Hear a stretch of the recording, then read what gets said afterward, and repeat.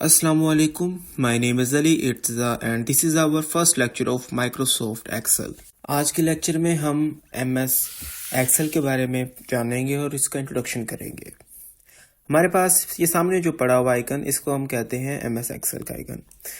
इस आइकन के अंदर X लिखा होता है, लेकिन डिज़ाइन वगैरह बदलते रहते हैं वर्जन के हिसाब से, लेकिन X हर आइकन के अंदर कंपलसरी होता है। इस सॉफ्टवेयर का पूरा नाम है माइक्रोसॉफ्ट एक्सेल।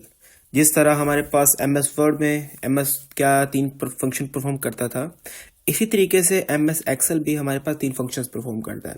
वैसे तो एक्सेल एक अकाउंटिंग प्रोग्राम है जो कि अकाउंट्स में हेल्प करता है, कैलकुलेशन में हेल्प करता है और डिफरेंट्स डेरिवेशंस निकाल के देता है हमें प्रोडक्ट के बारे में, हमारी अकाउंट्स के बारे में और हमारी जो कैलकुलेशंस होती हैं उनके बारे में। तो MS एक्सेल के इसी तरह 3 काम होते हैं। जैसे ही हम MS एक्सेल के आइकन पे माउस लेकर जाते हैं तो हम देखते हैं कि हमारे पास यहाँ पर 3 काम शो हो रहे हैं। पहले नंबर पे MS एक्सेल करता है कैलकुलेशन, यानी कि perform calculations, analyse information and visualise data. यानी कि इसके अंदर हम कैलकुलेशन कर सकते हैं, यानी कि हिसाब किताब, प्लस माइनस मल्टीप्लाई डिवाइड, आगे जो हमारे पास परसेंटेज वगैरह, मिनिमम मैक्सिमम ऑब्टेन, यानी सब कुछ इसमें हम कर सकते हैं। सेकेंडली जो दूसरा काम होता है इसमें हम कर सकते हैं वो है एनालाइज इंफॉर्मेशन। एनालाइज कहते हैं तज्जिया करना, और एनालाइज इंफॉर्मेशन होता है कि जैसे आपने कोई फिगर लिखा हुआ है और आप उसके बारे में कुछ कैलकुलेशन निकालना चाहते हैं कि कंक्लूजन निकालना चाहते हैं। लेट्स सपोज कर लेते हैं हम लोग कि हमारे पास ना एक एनुअल प्रोडक्शन लिखी हुई है सारी, तो हम आगे उसकी सेल लिखी हुई है। हम लोग चाहते हैं कि हम इसे देख सकें कि जो हमारी प्रोडक्शन है और जो हमारी सेल हुई है, क्या हमें इसमें फिगर वगैरह दे के हमें प्रॉफिट हुआ है कि लॉस हुआ है। तो इतनी बड़ी फिगर को कैलकुलेशन करने के लिए हमारे पास एक्सेल यूज होता है। ये हमें बताता है कि आपका जो प्रोडक्ट है वो प्रॉफिट में है या लॉस में है, या ये जो चीज़ है हमारी जो जिस पर हम काम कर रहे हैं ये हमें कितनी आउटपुट देगी। सारा कुछ हम लोग एक्सेल में कर सकते हैं। तीसरा काम आता है यहाँ पर हमारे पास एक्सेल के अंदर विजुअलाइज डाटा। विजुअल कहते हैं दिखाना, विजुअलाइज कहते हैं कि हम लोग अपने डाटे को एक शक्ल देकर, एक अच्छे तरीके से फॉर्मेट बनाकर अगले बंदे को, क्लाइंट को दिखा सकते हैं और खुद भी देख सकते हैं। अब हम MS एक्सेल को ओपन करते हैं। हम जैसे MS एक्सेल को ओपन करते हैं हमारे सामने एक फाइल ओपन हो जाती है। इस पूरी फाइल को हम लोग वर्कशीट कहते हैं। जैसे MS वर्ड की फाइल को हम डॉक्यूमेंट कहते थे, इसी तरीके से हम लोग MS एक्सेल की फाइल को वर्कशीट कहते हैं। इसको वर्कशीट भी कहते हैं, खाली शीट भी कह सकते हैं, और इसकी टाइटल बार में आप देखें कि बुक लिखा होता है ना, बुक भी कह देते हैं, लेकिन ज्यादातर वर्कशीट ही कहते हैं इसको। हमारा जो MS एक्सेल है, जैसे कि हमारा MS वर्ड था वो पेजेस के ऊपर कंसिस्ट था, हमारा MS एक्सेल शीट्स के ऊपर कंसिस्ट है। ये हमारे पास शीट्स बनी हुई हैं, ठीक है। इस शीट में हमारे पास सेल्स बने हुए हैं, यानी इसमें शीट्स हैं। देखिए 1 2 3 4 आगे भी हम ले सकते हैं। तो ये सारी शीट्स हैं, इसमें पेजेस नहीं होते। इसका जो मेन्यू बार अगर हम देखें, मेन्यू बार में हमारा कुछ मेन्यू MS वर्ड की तरह के, ये file, home, insert, page layout, formula बार, फार्मूला, ये डाटा वगैरह न्यू है।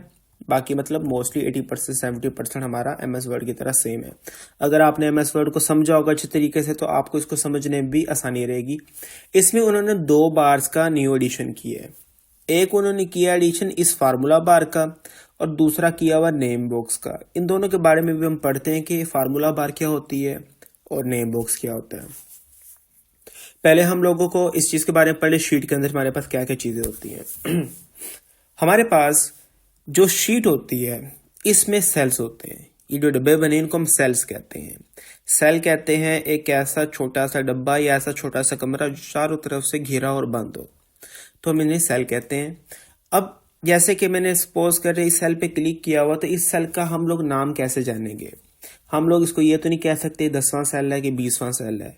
इस तरीके से काम नहीं चलता एक्सेल में। एक्सेल ने हर सेल को एक नाम दिया हुआ है।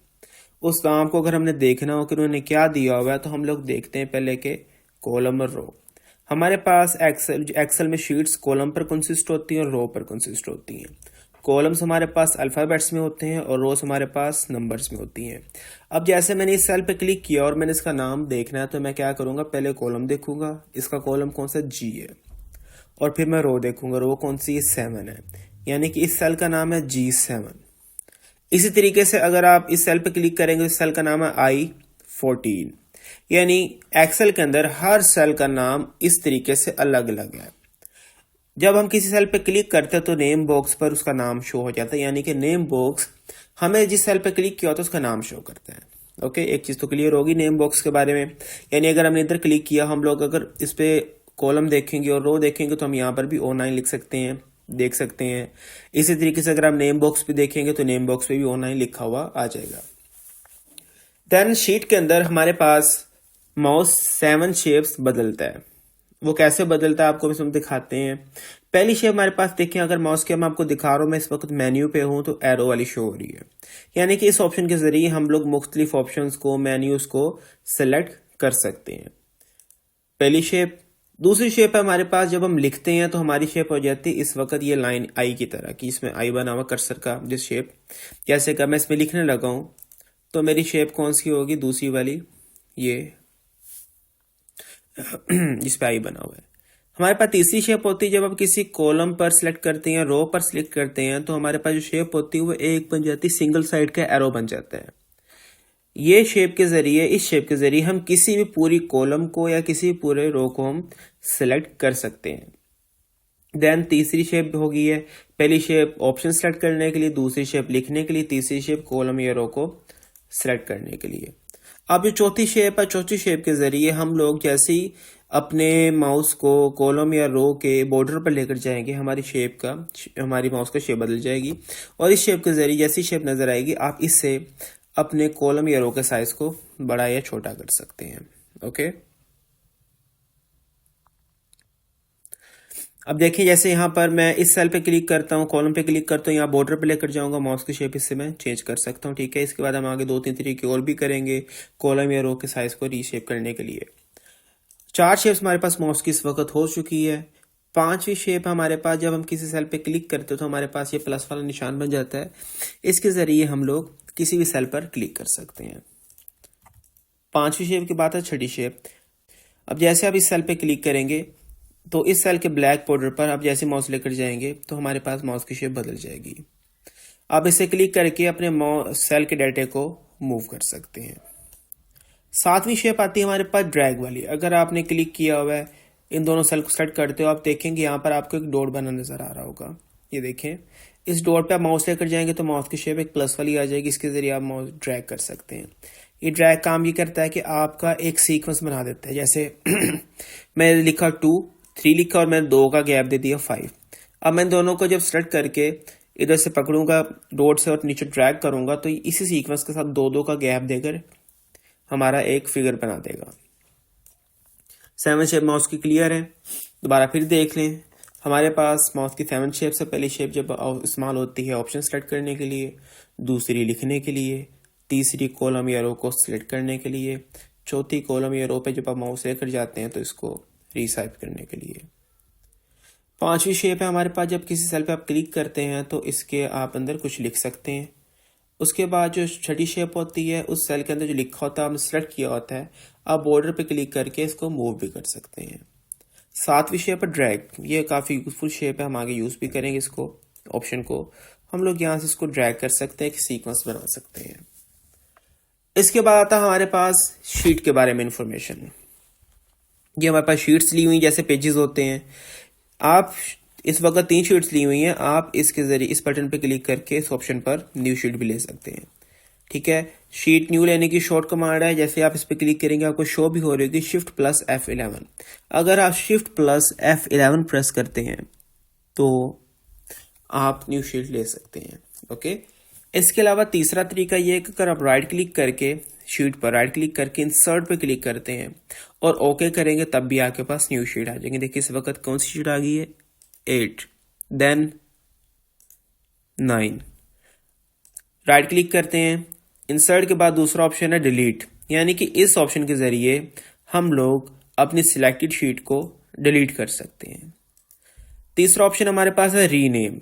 रीनेम के जरिए हम लोग अपने शीट को नाम दे सकते हैं। जैसे कि मैं इधर सेव कर लेता हूँ नाम, अपने डॉक्यूमेंट को पहले तो मैं सेव कर लेता हूँ Ctrl+S करके। मैं कहता हूँ भाई ये मेरे पास ना ऑफिस मैनेजमेंट की क्लास है, बल्कि इधर हम लिख लेते हैं PSVC का हमारे पास एक फाइल बनी हुई है, इसमें हम सेक्शन बना लेते हैं।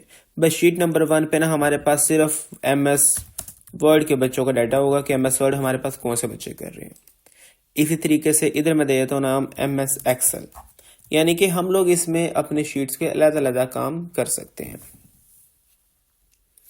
देन आता हमारे पास यहाँ पर राइट क्लिक करते हैं, चौथा ऑप्शन, इससे हम मूव और कॉपी कर सकते हैं। अगर आप चाहते हैं आपने MS एक्सेल वाली शीट को उठा के लेकर जाना है शीट नंबर 9 के पास, तो अब देन आप मूव पे क्लिक करेंगे और यहाँ से वो पूछेगा आपके अभी आपने MS एक्सेल वाली शीट को किधर मूव करना है। हम लोग 9 पे क्लिक करके ओके करेंगे तो इसके पास चला जाएगा। लेकिन इससे आसान तरीका यह है कि आप माउस से क्लिक करके रखें, होल्ड करके इसको आगे ले जाएं। इसके जरिए हम अपनी शीट को मूव कर सकते हैं। इसके बाद वाला ऑप्शन हमने नहीं करना है। फिर आता है हमारे पास प्रोटेक्ट शीट। आप चाहते हैं कि MS वर्ड वाली शीट पर कोई लिख ना सके, यानी कोई एडिट ना कर सके। राइट क्लिक करें, प्रोटेक्ट शीट पे जाएं, यहाँ पर पासवर्ड दे दें, ओके करें, फिर पासवर्ड दे दें एंड देन ओके कर दें। अब देखिए यहाँ पर कोई लिख नहीं सकता, सिर्फ देख सकते हैं। फिर जब आपने लिखना होगा राइट क्लिक करके अनप्रोटेक्ट करेंगे और यहाँ से आप इसको पासवर्ड दे सकते हैं।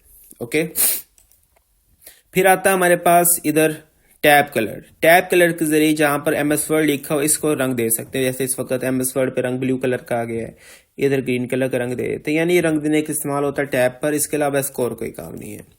देन आता है हमारे पास हाइड। हाइड के जरिए हम किसी शीट को भी गुम कर सकते हैं। जैसे कि इस वक्त मेरे पास शीट सारी शीट्स हाइड होगी। इस वक्त 1 2 3 4 शीट्स हो रही हैं, 2 5 शीट्स। हम चाहते हैं जो हमने शीट्स हाइड कर ली हम उनको दोबारा से अनहाइड करना चाहते हैं। उसका तरीका यह है कि आप किसी भी शीट पर राइट क्लिक करके अनहाइड पे क्लिक करेंगे, आपके पास एक मेन्यू ओपन हो जाएगा। इस मेन्यू में आपको जो शीट बाहर निकालनी उस पर क्लिक करके ओके कर देंगे, वो शीट बाहर आ जाएगी। दोबारा फिर देखें, राइट क्लिक करें, अनहाइड पे जाएं, देन आपको जो सी शीट अनहाइड करनी उस पर क्लिक करके ओके कर दें तो वो अनहाइड हो जाएगी। इसके बाद वाले ऑप्शन का नाम है select all sheet. Select all sheet के जरिए हमारे पास हमारी वर्कशीट में जितनी भी शीट्स यूज कर रहे होते हैं हम वो सारी की सारी सिलेक्ट हो जाती हैं। उसके बाद अगर आप किसी भी एक शीट पर काम करते हैं, जैसे कि इस वक्त मैं E7 पे काम कर रहा हूँ और E7 पे लिख रहा हूँ PSVC, तो अब क्या होगा कि क्लास नंबर 1 पे भी E7 पे वही काम होगा। क्लास नंबर जो हमारे पास है ये MS एक्सेल वाली शीट है, इस पे एक मिनट देख लेते हैं। दरअसल इस पे क्या है कि इस मर्ज सेल किया हुआ है जिसकी वजह से ना वो शो नहीं हुआ। क्लास देखें शीट नंबर 7 पे मर्ज सेल है। जरा एक दफ़ा दोबारा से ना इसको हम सिलेक्ट ऑल कर लेते हैं एक दफ़ा, ये सारा ज़रा मैं इसको ख़त्म कर लूँ, दोबारा से हम करते हैं इसको।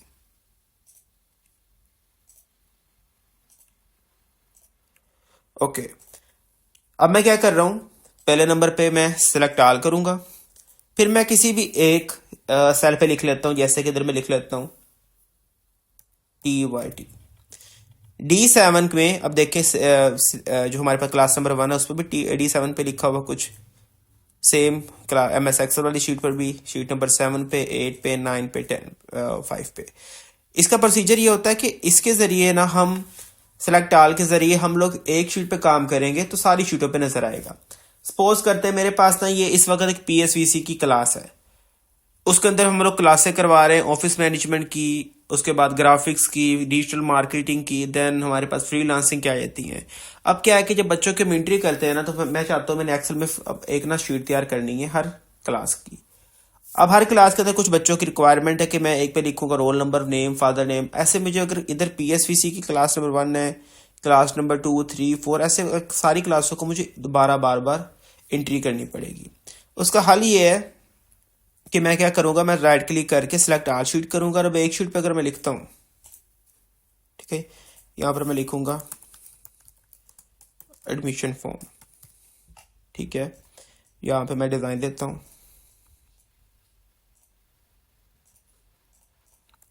यहाँ पे मैंने रोल नंबर लिखा है, देन नेम, और यहाँ पे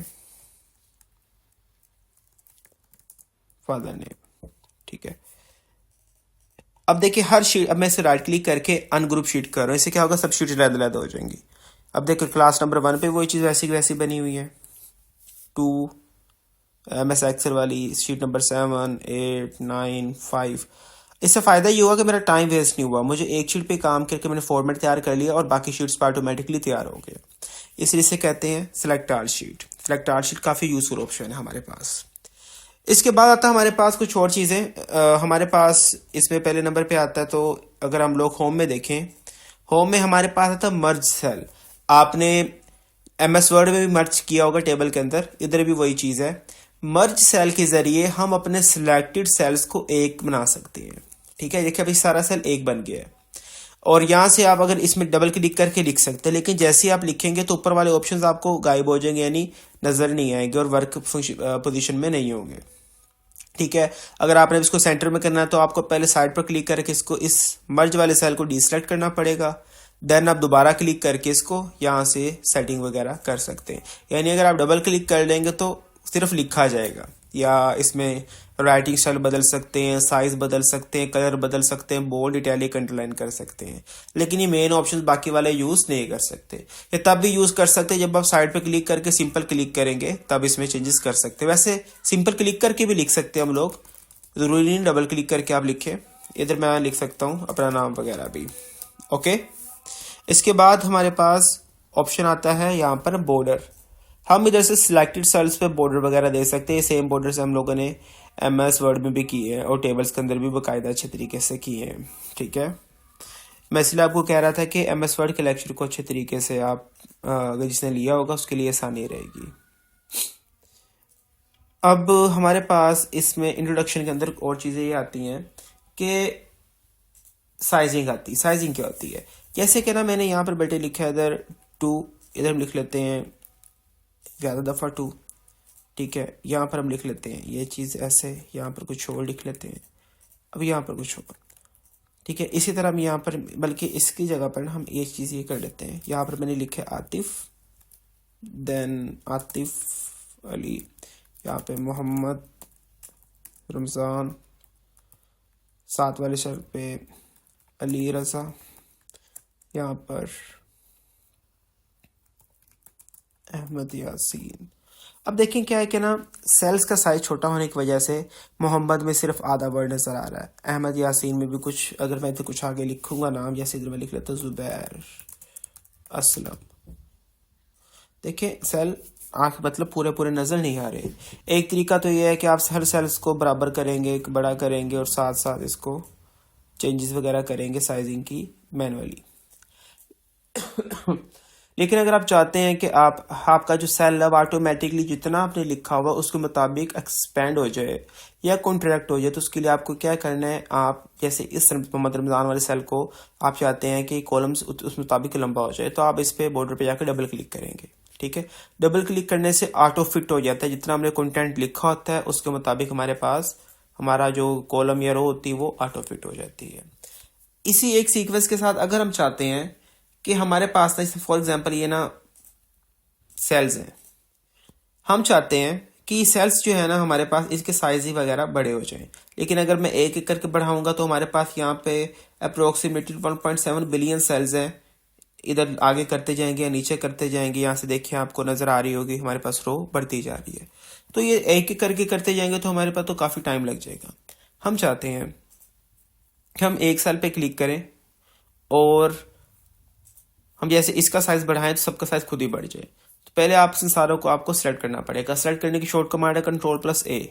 Ctrl+A से ऑल सेलेक्ट हो जाता है, लेकिन इससे भी आसान तरीका ये है कि हमारे पास एक कॉलम और रो जहाँ से शुरू हो रहे हैं तो कॉर्नर में खाली जगह, इस पर आप क्लिक करेंगे तो ऑल ओवर हमारी शीट सेलेक्ट हो जाएगी। फिर अगर आप एक का साइज बढ़ाएंगे सबका उतना बढ़ जाएगा। ठीक है, देखें इसका मैंने बढ़ाया, देखें सबके कॉलम्स के साइज उतने बढ़ गए। अगर मैं इधर से रो बढ़ाता हूँ सब रो उतनी चौड़ी हो जाएगी। किसी एक रो को छोटा करूंगा सारी रो छोटी हो जाएगी, क्योंकि इस वक्त सेलेक्ट ऑल है, यानी कि सारी शीट्स सिलेक्टेड है। तो एक पर अप्लाई करेंगे तो सब पे अप्लाई होगा। लेकिन फिर एक सवाल ये आता है कि अगर हम चाहते हैं मैंने DEF का बढ़ाना सिर्फ कॉलम साइज, लेकिन मैं चाहता हूँ इकट्ठा बढ़े, तो उसका तरीका ये है कि आपने कंट्रोल के जरिए सारों को सिलेक्ट कर लेना है। कंट्रोल का बटन प्रेस करके इन ऑप्शंस पे माउस से इन अल्फाबेट्स पे क्लिक कर लेना है कॉलम्स पर। देन आपने किसी भी कॉलम पे जाके उसकी साइजिंग बढ़ानी है, जितनी बढ़ाएंगे सबकी उतनी बढ़ जाएगी। लेकिन अगर नहीं बढ़ी, जैसे कि यहाँ पर मैं अप्लाई कर रहा हूँ, ये नहीं बढ़ी, सिर्फ उसकी बढ़ी जिसमें मैंने क्लिक किया हुआ है। उसका दूसरा हल ये है कि आप शिफ्ट यूज करें, शिफ्ट प्रेस करके हमने सेलेक्ट किया, अब किसी एक का साइज बढ़ाएंगे, देखिए सबका बढ़ गया। ठीक है, अगर देखिए छोटा कर रहा हूँ एक, तीनों छोटे हो गए।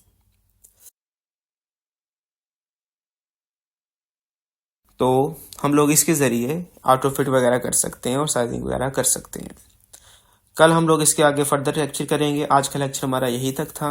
आज के लेक्चर में कोई भी कोस्टिंग वगैरह करनी हो आप मुझसे पूछ सकते हैं। Thank you so much. अल्लाह हाफिज़।